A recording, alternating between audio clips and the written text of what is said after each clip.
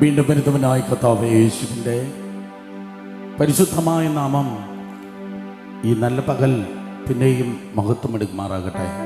1990കളുടെ ആരംഭത്തിൽ 90-ലോ 91-ലോ ആണ് long time 40 ദിവസത്തെ ഒരു ഉപവാസ പ്രാർത്ഥനയുടെ 2 സന്ധ്യകളിൽ വന്ന് ശുശ്രൂഷിപ്പാൻ പ്രിയ പിതാവ് ക്ഷണിക്കുകയും അന്നു മുതൽ ആൾമോസ്റ്റ് 35 വർഷത്തെ പരിചയത്തിലായിരിക്കാൻ പല യോഗങ്ങൾക്ക് കടന്നു വരുവാൻ ഈ കുടുംബം നൽകിയ അവസരത്തെ ഒരിക്കലും മറക്കുവാൻ കഴിയത്തില്ല.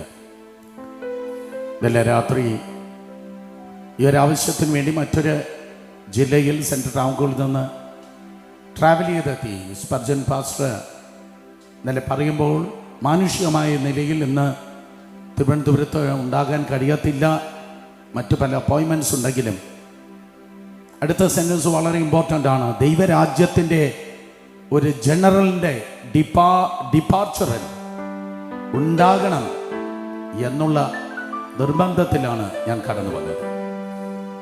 ഈ മക്കൾ, ഈ മരുമക്കൾ, കൊച്ചുമക്കൾ എന്നിവർ ദൈവത്താൽ ഈ പിതാവ് മൂലം അനുഗ്രഹിക്കപ്പെട്ടവരാണ്.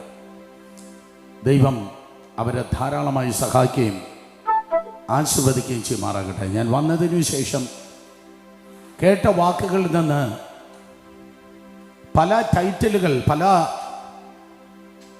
തലക്കെട്ടുകൾ അദ്ദേഹത്തിൻ്റെ ജീവിതവുമായിട്ടുള്ള ബന്ധത്തിൽ കാണുവാൻ കഴിയും. കരങ്ങൾ ഉയർത്തി ഒരു ഹല്ലേലൂയ പ്രത്യാശയോടെ ദൈവജനം നന്നായി പറഞ്ഞാൽ, യോസഫിന് പല നിറത്തിലുള്ള ഒരു അങ്കി അപ്പൻ കൊടുത്തിരുന്നു എന്ന് തിരുവചനത്തിൽ കാണുന്നത് പോലെ സ്വർഗത്തിലെ അപ്പൻ ഈ പിതാവിന് നൽകിയിരുന്നതായ വിലയേറിയ താലന്തുകൾ, കൃപകൾ, കഴിവുകൾ, വരങ്ങൾ എന്നിവയ്ക്കായി സ്തോത്രം.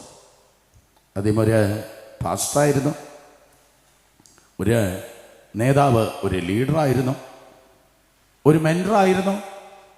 താൻ ജനിപ്പിച്ച 3 മക്കൾ മാത്രമല്ല, 1000-ഓളം മക്കൾക്ക് താൻ ഒരു പിതാവായിരുന്നു.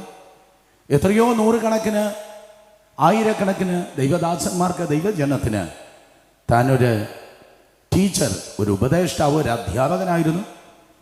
ചാരിറ്റിയുമായിട്ടുള്ള ബന്ധത്തിൽ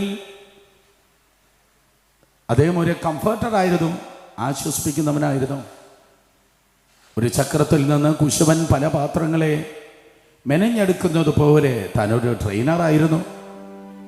300ഓളം ഗാനങ്ങൾ എഴുതിയ സോങ് റൈറ്ററായിരുന്നു.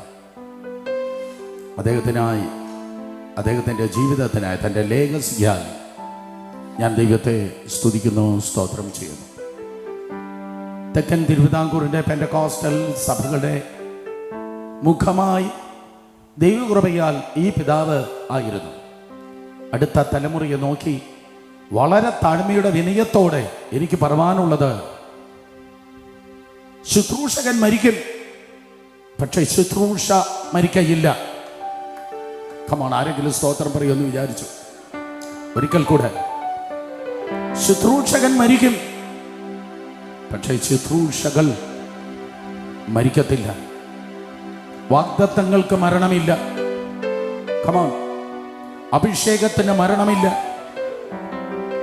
തലമുറ തലമുറ കൈമാറി കെടാതെ ഞങ്ങൾ സൂക്ഷിക്കും എന്നത് രാഷ്ട്രീയക്കാരൻ്റെ സ്ലോഗനല്ല, ദൈവസഭയുടെ സ്ലോഗനാണ്.